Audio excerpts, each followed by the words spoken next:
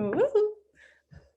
All right. Welcome to Mountain Real Estate. Today is a very special day because I'm here with Mick. Woo. And we're sitting next to each other. And so we're trying not to make this awkward, but we're on video, so you get to see our faces. So we're going to talk about mountain real estate today, and Mick has some really cool projects to share. You forgot to do the little ears announcement. Oh, and if you have little ears, Mick is not PC, so get him out of the room. I might cuss. But they kind of have to learn it sometimes anyway. It's an adult language. Yeah, exactly. So yeah, Mick, why don't you tell us about yourself? Well, my name is Mick Lindquist, and my wife and I bought a motel up in Leadville, Colorado. It's called the Timberline Motel. We bought it back in April, and we moved up there permanently on Halloween. Oh. So it's nice because my wife is able to work from home, so we have a supplemental income. And then we have a house down in Denver that we're able to rent out to sort of supplement our income as well. Okay. So that's where we're at right now. Awesome. So what is your vision for this motel? What's the goal of the project? Just to not lose a shit ton of money.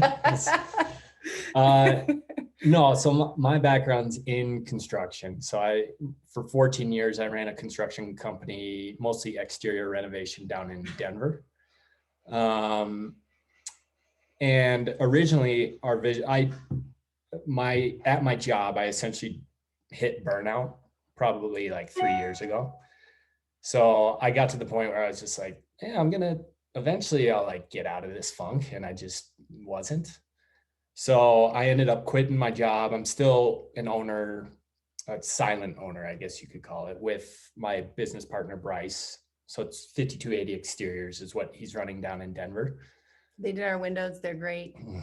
And I'm very proud of Mick for being a business owner. Oh, thanks. Small business owner. Good job. Thanks. So yeah, I kind of reached a level of burnout where I was realizing I was just like coming home from work and just like not in a good mood, kind of dreading the next day. And it was just not a healthy spot to be. Yeah. So a lot of people can relate though. Yeah. So kind of our original plan. So since my wife now works remotely, we were able to, kind of our idea was to get a mountain. We've always wanted a mountain house of our own that we could, vacation to or possibly use as an Airbnb. So the original plan was to just find kind of a fixer upper, because the house we fixed up down in Denver it was built in 1890s. Oh. And we did like a full gut renovation on it. And we both found out we're very passionate towards kind of making old things new and updating them while also keeping the same character. Mm-hmm. So that was kind of the initial goal, was like find a cheap spot that we can invest for our family. And as we were looking, we stumbled upon a couple other, like there was a hotel in Ouray, Colorado. Oh yeah. And it was like an 1890, just beautiful old hotel, like right up our alley. Like we're like, this would be so awesome if we could like make this work. Then we also were talking to like friends and family, and they were starting to be like, oh, if you guys found an idea, we'd like to go in with you guys we'd be willing to either invest, or if you find like multiple units that you could do, possibly we would own one of the units. So that kind of gave us the ability to look more in the commercial area. Okay. So we found this spot in Ouray, and we were just like, this hotel is incredible. It had like a bar, and there was like a restaurant in it. And then it had 2 stories of rooms that were basically made for like, it was like old miners. So they're just like small, tiny rooms with community bathrooms but it was just like, the feel of it was amazing. Yeah. But the 3rd level was uninhabitable. Like nobody's been up there for like 30 years or something. Like ghosts? Maybe some ghosts. Yeah. And there's definitely it needed like way more money than we could afford to put in. So we did the due diligence on it, and we're like, oh, there's no chance in hell we can afford this. But that kind of is what got us thinking like, oh, maybe we could do a business and have a spot for our family. So that's when we stumbled upon the place in Leadville, and it's called the Timberline Motel. And what's really cool about it is it's at the end of Main Street in Leadville. So we're actually the last building that's part of the National Historical District, which is awesome because that, again, fits our mold of like making something old, update it, but keep the old feeling to it. Yeah. And then the motel is like a 1950s, just what you would picture, like a shitty motel. Like, so yeah, then we were like, all right, we can do this. And originally we were going to live in the motel or in a loft in the motel. But the rule in Leadville is you can have as many rooms as you have parking spaces. Okay. And we talked to the person that owned the lot behind us, and we're basically going to ask him if he could like rent us out those parking spaces. And he ended up wanting to sell his property too. So we were just like, investors, can we please have some more money? And luckily we were able to purchase that. So it's just a little house we're able to live with our family. And there's a little restaurant on there as well. That is a family owned restaurant. So they are continuing to run that. So it's nice because now we can use the loft that we were going to live in. We can start renting that out and have another source of revenue. So that's pretty much where we're at. So for the listeners, Mick and Nell are amazing. Everyone they talk to is like, of course I'll give you more money. And then they start a project and then they're like, let's make it bigger. Let's do more. It's more Nell that they trust. And they say, we love Nell. Yeah. And it keeps getting bigger. So you bought a motel, mm-hmm. and then you bought the property behind it, which is a house and it's a Mexican restaurant, and it's got a garage on it as well. And the biggest reason we got it was for the parking spots. So the parking, just by having those parking spots, we can't afford to do anything with it now, but in the future, if we do well, we could essentially grow them, add more rooms to the motel. Okay. Since we have the parking now. So it basically just increased the value of the motel, even with us not doing anything. Because we could sell with the intent of like somebody else could remodel and add rooms to it. So it kind of added value. It was an easy ask of our investors because it really added basically as much value like that as what we paid for it. So it really, we got lucky essentially. You're smart. And Nell's amazing. Nell's smart. I'm not smart. No, you guys are a dynamic duo. That's what it is. Okay, so you bought this motel and then you bought the next property, and you were initially looking for something for your family, and then it snowballed. Mm-hmm. What I'm hearing is you had like small ideas and they just kept getting bigger, and then you talked to people and then you kept getting more things. So what is your, like as of today, which I assume it's going to change in 6 months to we're going to buy all of downtown Leadville, but what is your main goal for the motel? Like how much work are you putting in? So the motel itself, there are 16 rooms.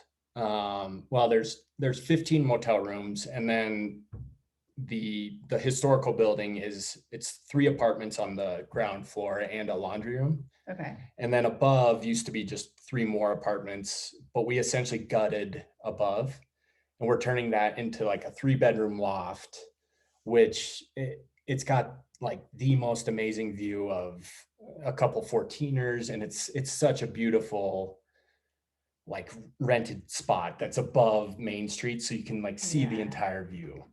So that's like the thing we've invested the most money into.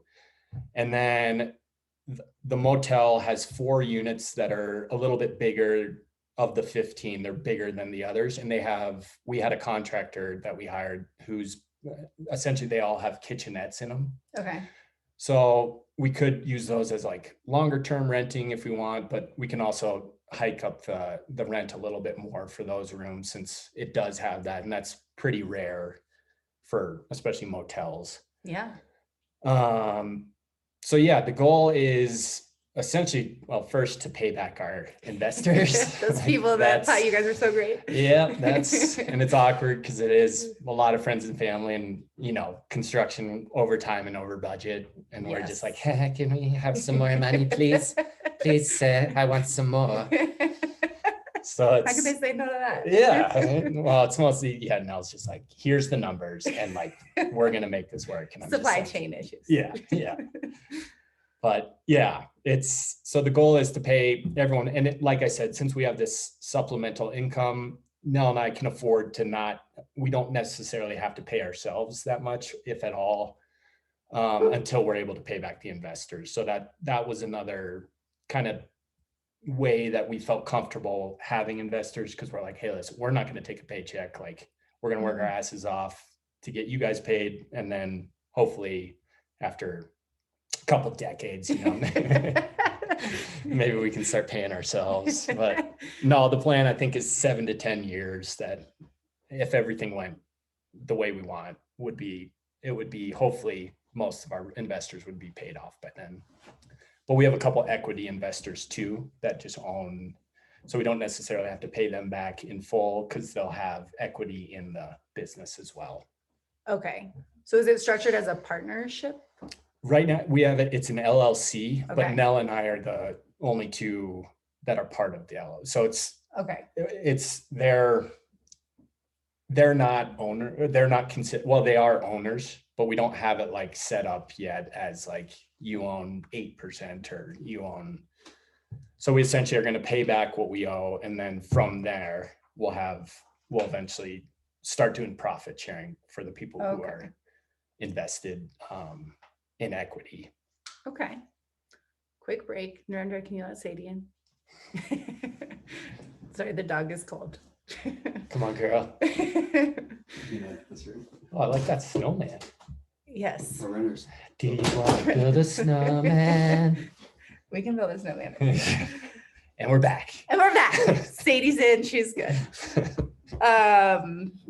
Okay, so you have lovely friends and family. You have equity partners. You have a business. You're not taking any sort of income from this. You're using the income from Nell's job and then your other rental. Mm-hmm.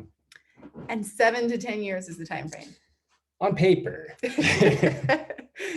That's what we told our investors. So, but you're making like rent. You're able to rent some of it out now. Yeah. So right now a lot of I'm going to go through, of the 11 rooms that are not done, I'll be doing most of the work in those rooms. Okay. So that's mostly aesthetic stuff, like flooring, new tile in the bathrooms, painting. Like, we may have to get into some electric because a lot of stuff's not up to code, which is unfortunate. But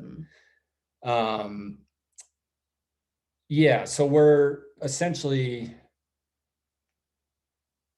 what was the question again?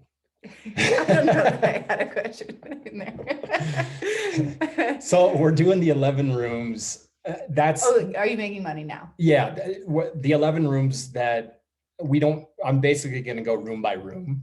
Okay. So we have the unfinished rooms that we're able to rent out, and we're actually working with a local charity up in Leadville. It's called, I forget the name of it, but essentially they help people who need kind of lower income housing. They are able to place them, because everything, as you know, like around here is just, nothing's affordable. Right. So we're able to kind of give them really good deals on rent and do month to month with them to help us with cash flow and essentially try to at least break even. So we have, I think it's like 5 or 6 rooms rented out. Oh, Full Circle is the name of the. Okay. So we're able to, I think 5 or 6 rooms right now are rented out to them. And then we have 2 or 3 other rooms that we're just doing nightly rentals at just like kind of really fair pricing. Like this motel, it's exactly what you would picture, like a 1970s, like same gross, shaggy carpet that smells like smoke and throw up. And and like just those drapes that like are filled with smoke, and it wasn't well taken care of.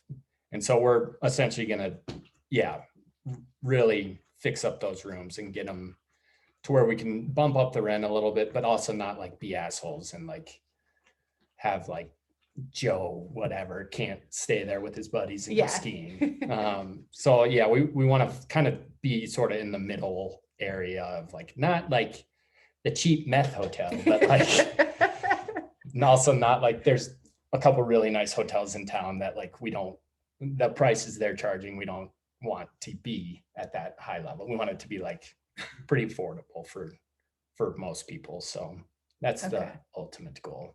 Nice. Mhm. That's so exciting. I can't wait to come stay in it. I don't know if I want to stay in the seedy one or the nice one. You don't. You might get like secondhand something. So switching gears a little bit from your specific project, how, like you talked a little bit about like affordable housing in mountain towns. Obviously it's an issue kind of everywhere. How do you feel like your project is going to help the community? And then in general, how do you feel about Leadville as a community and a place to live or to visit? So as far as our motel our motel unfortunately has a reputation. So it's kind of one of those things where you talk to some old timers that they don't like seeing like this big change in it's like one of the last gems in Colorado.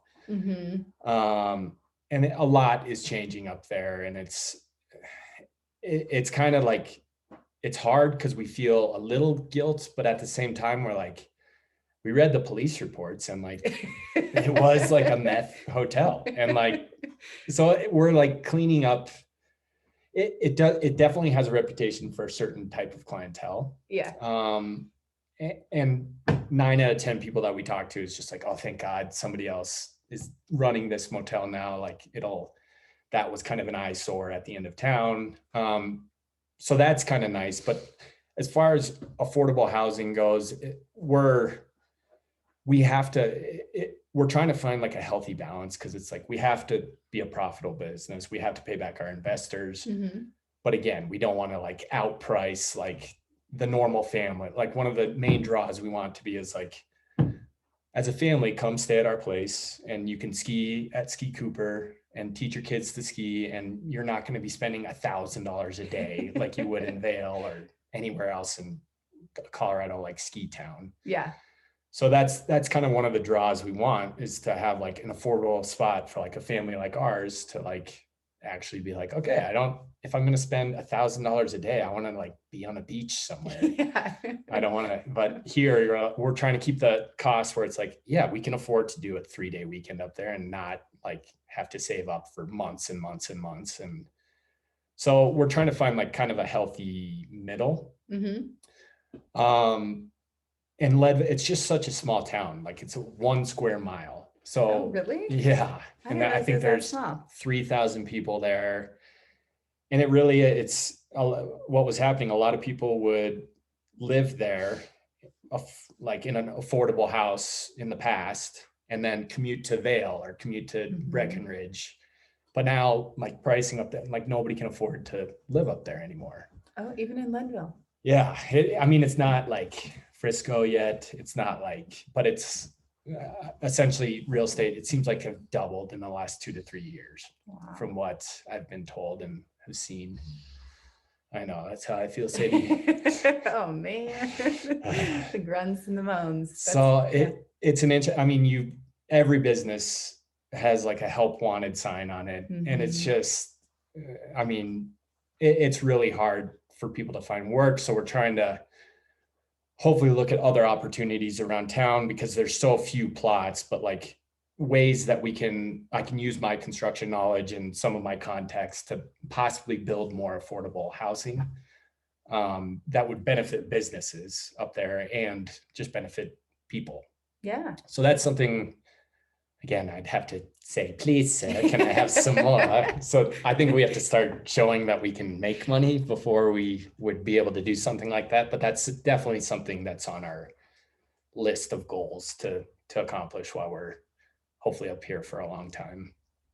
Yeah. So you think you'll be up here a long time? Originally the plan was 2 to 3 years, and now it's like 2 to 3 decades. We really love it there, and our kids love it, and we're just enjoying ourselves. So I don't know. We're very early in the process, so it could change in a year, but right now, yeah, our entire family loves it there. And what was the other question you asked? Just Leadville in general. So Leadville, yeah. What do you like about it?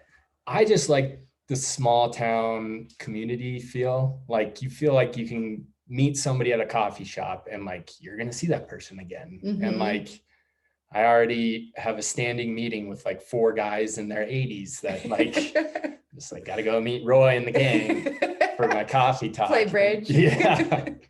But it's nice because you feel like living in Denver, I just never really felt like part of the community. You kind of like know your next door neighbor, but outside of that, it just didn't feel like you could really talk to somebody and like probably would ever see that person again.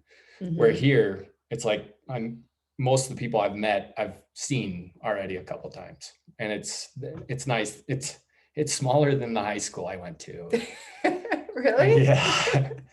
So it's a very small community, but it's just like feels like more like a family type, like everyone's laid back, everyone's willing to help each other. Like nobody's like, I don't know, in bad moods that often. It's just like laid back and it's nice. And they have good community events that you can meet people at and like get to know. And it seems like there's a lot of younger sort of entrepreneurs around our age that are moving there. And so it's been really nice. So and Nell loves it too. And our kids have a couple friends at school already. So it's been an easier transition than I think we thought it would be. Yeah. That's awesome. Yeah. I can definitely echo the like small town. I feel like there's less of a rush to like be productive, and there's more emphasis on like people instead of doing things. Exactly. In Denver, I was just like, oh, it's 5 o'clock. I should still be working. And like there, like I was talking to your husband about like, oh, don't talk to him about work life. But there's just like sometimes signs on places where it's like left early to go skiing, or like didn't feel like working. So like, you're just like, oh, I get it. Like, that's fine. Yeah. I just like that vibe more than being like 14-hour days and right. So but I think it's hard to know that vibe exists if you're like, I grew up in Denver, I lived in Denver, and like everyone I was around kind of like went to college and has good jobs, and like then you get here and it's like my friend was like, I feel like there's no middle class. It's either the really rich people or like ski bums. And I was like, well, that's a good point. But actually, I feel like there's a lot of just like people who are focused on what they want in life and like things simple. And like you said, once you get to know the people, you start seeing them around a lot more, and those connections are more natural than just like meeting somebody at a coffee shop in Denver and never seeing them again. And I do think it's kind of like one of those things where you're there and like nobody wants to, like, you almost don't want to talk about like how great it is, because you're like, I don't want everybody moving. Exactly. I know. I was thinking about that. I was like, should we tell people don't move to Leadville because they don't want to change the character? Just move to like Breckenridge or something. Breckenridge is great. Unless you're staying at the hotel. Definitely stay at the motels and tell your friends. Exactly. I know, it's such a fine balance of like, we want to keep the feel, but we need people to come because it's a tourist town. I know. And that's, it really, and it is a huge, there's people that have been there for decades and decades. And I could totally see from their perspective where they're like, everything is changing. Like Main Street, it seems like, is under new ownership by like half the buildings are getting like renovated. So it's good because it seemed like some of the old owners weren't actually taking care of some of those buildings. And I've heard of a few buildings that actually had to be demolished because these are historical buildings. So you're Yeah. like, that's a piece of history that's just gone because the person owned it 40 years and didn't put a dime into Right. like maintaining it. So I can see both sides. And again, that's like why we're trying to find good middle ground. But at some point, yeah, you're like, this is such a gem of a spot. And like, it's just, you got to take care of otherwise they could lose like their national historic, Right. whatever ranking, or what's the word? Registry. Registry. I I don't know. So yeah, but you guys are preserving the history while updating it. Right. That yeah. the So best. we're investing in like the structural part of it, which sucks because it's like, you're not making any money on that. That's just Right. like money you're just like not throwing away because the building's going to keep standing, which is nice. But it's something where it's like, if people were updating the building as they went, it would have been a lot less of an ordeal. Yeah. So it's unfortunate, but I'm glad we're able to like help maintain like a piece of history, essentially. Yeah. That feels good. And it's just, that's what Nell and I think are most passionate about. That's awesome. Mm-hmm. Okay, Mick, where can people get in touch with you, or do you want people to get in touch with you? Maybe I tell them like the meth rooms are cleaned out. No, we're Nell, my wife, is actually she's very tech savvy. So she's in web development. So she's working on our website. So I think it's just timberlineleadville.com. And we'll just kind of do updates as we go through our construction process. But the goal is to have most of the rooms ready for rental by this summer. We probably won't have all of them, but like at least the majority of them should be ready for hitting those summer busy months. So if you want a seedy motel, get there before summer. Yeah, if you want the seedy motel, that's like $8 a night. We'll pay you to come. See. Please sleep it up bed. It's clean, we promise. We have an on-site manager that's fantastic. Charlene, she does an amazing job and she's been there. She was there from previous owner. Okay. And so she stayed on with us, and she has done an amazing job with like what she had to work with. And she's taken pride in her job and has helped us so much in this transition phase. So it's not like I'm saying it's like a dumpy mode. It's clean and it's nice. It's just outdated rooms that need to be updated. Yeah. Indated. Outdated. Outdated. Downdated. I'm not a scientist. All right. So Timberline Leadville is where people can find you. Timberline Mm-hmm. Motel. Don't tell your friends to go to Leadville. Just tell them to visit. But only go to the Timberline Motel and support local business. All right. Well, thanks, Mick, for joining today. It was so nice to hang out with you and to talk about real estate with you. And if you want like a smart person, you should interview my wife. And she'll be a much better interview and get into numbers and stuff. No, we don't. That's boring. Yeah, tell me about it. What we should do is take a video walk through when it's all we can do that. Done. Yeah, I'd love to. All right. Woo! And we're out. Ow!